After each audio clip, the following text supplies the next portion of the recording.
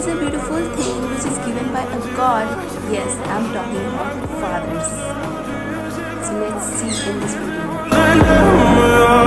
В камине в 6 утра фотография твоя, горят воспоминания о тебе.